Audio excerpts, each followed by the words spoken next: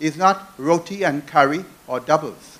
My culture is a philosophy which I bring with me, which my ancestors brought to this country, that pervades the whole dichotomy of the society. So that we have to understand ourselves. What do I bring? What did my ancestors bring to this country? We didn't bring illiterate pundits who say Swaha and Shanti. We brought more than that. We have a literature which they have forgotten.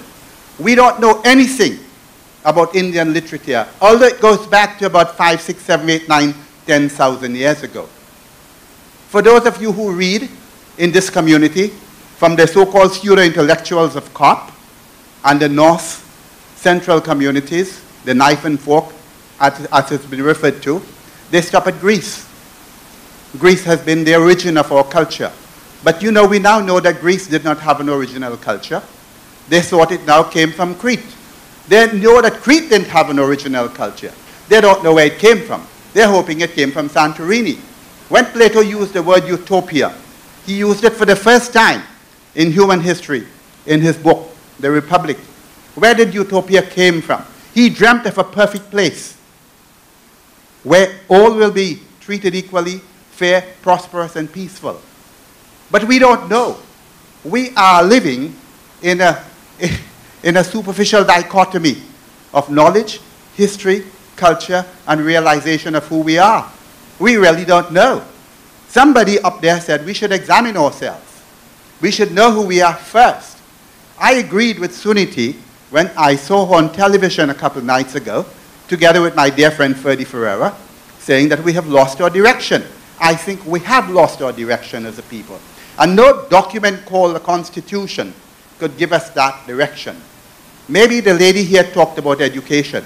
Maybe that's where it is. But I don't believe her course on education will lead us there, because we need realization of who we are. We've got to examine ourselves contextually in the world in which we live, not only in the context of Trinidad and Tobago, because Trinidad and Tobago is minuscule. You know, I've always said that the only way I can recognize who I am in the universe is by a study of astronomy, because I'm so damn insignificant in this universe. You know, with 70 billion trillion stars like our sun, where am I? And yet still I feel so totally and absolutely and exclusively important. My gosh, it's human history, it's human hubris. My name is Sudhi Shivaratan. I could go on like this forever and ever.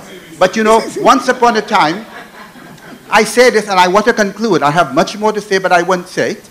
In fact, in my articles on CLICO, I did say that the members elected to Parliament are either elected there because of tribal affiliations or because of whom they know. Because I laid out in my articles on the Business Express that all of them have to be blamed for this crisis. Because according to CLICO, the CLICO people had to produce an actuarial report to the governor of the central bank, and the governor of the central bank had to table that with the Minister of Finance, and the Minister of Finance had to table it in Parliament. So they all should have been known. So when I finished writing 2 long articles on CLICO, very few people read them, but I dealt with the law. I described them as being insouciantly flippant.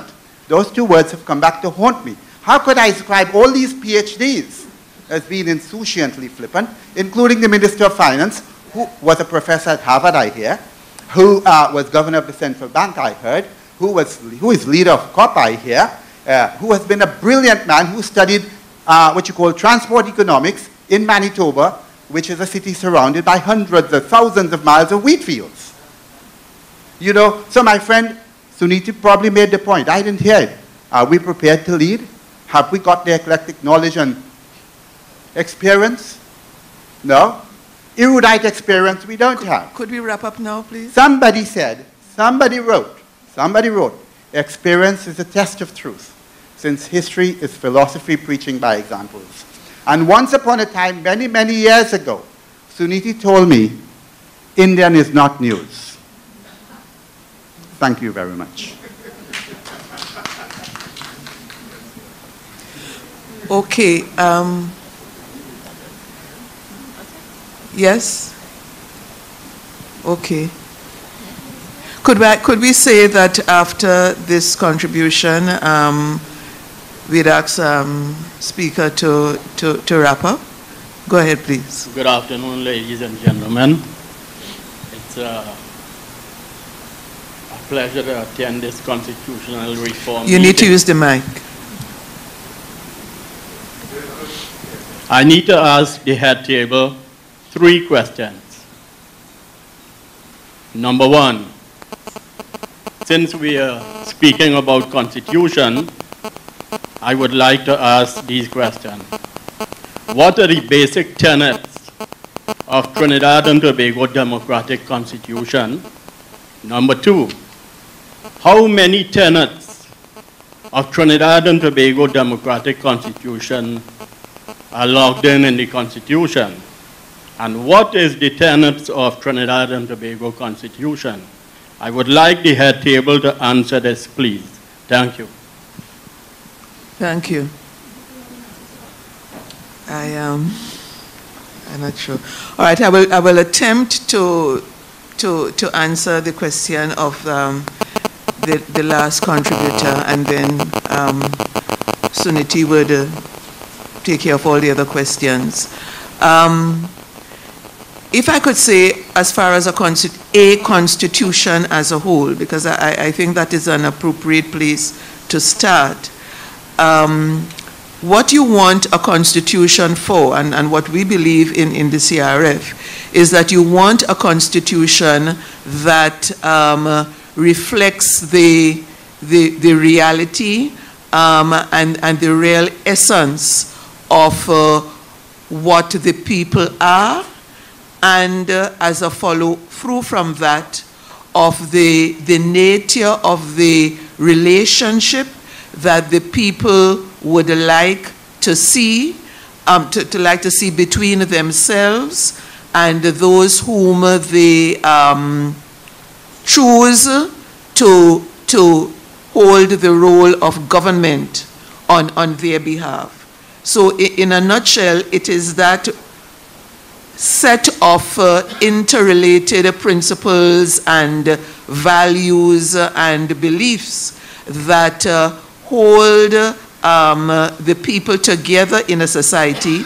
that the people see themselves reflected in as them in the society, and which, as a consequence, serves to hold that contract between the people and whom they choose to be their government, right?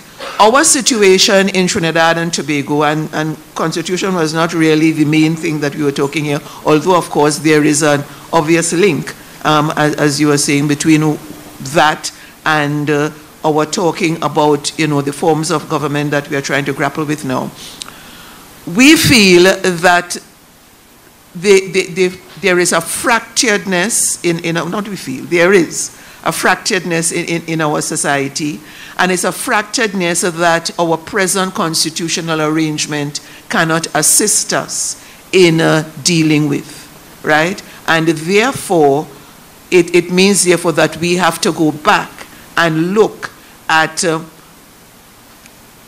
what constitutes our constitution, and also the importance of we ourselves participating in the process of understanding our relationship with the Constitution and our role in shaping and building the constitutional arrangements that we want to govern our lives here. So in a nutshell, that is basically how we in the CRF see it. And I would like to turn over to you. Okay, thank you. Well, I just made some points, and but I want to, I don't remember the encounter with the gentleman there, but I certainly remember that comment I would have made, and about Indian is not news, because that is one of the things that struck me when I became a reporter. I had come from a village in central Trinidad, and had come out of a culture that lived a whole life that I did not see reflected in the newsroom that I operated in. And one of the early things I recognized is, while everybody was reporting Carnival, my family and I and my community were preparing for Shivratri. which happens always to fall, either Carnival Monday, Carnival Tuesday, the day before, whatever. And so it never would get reported because, one, people didn't know. In fact, very recently I had a conversation about it with somebody very senior at the Government Information Service, and they had never heard about it. And they have a national responsibility more than anything else. The other thing is that even when the media reported on things Indian, it was Diwali, and it would be recipes. And so I remember actually volunteering, let me do a Diwali supplement one year, into which I attempted to report Diwali differently, with the Upanishads and communities and so on. So that was a sarcastic observation about, it's not news, but it has to do with the decentralization of information that is needed, and it has to do with the responsibility of the media to be equally representative of the public's agenda and the public's right to know. And that is something that the media can very usefully engage in. That's a conversation that they need to have, and the public needs to have about the media of Trinidad and Tobago. So to my points now, I just have one point that I want to raise with David, and this is this concept of there is a lot of democracy by all the voices we're hearing, and we have to be careful that free-for-all is not freedom.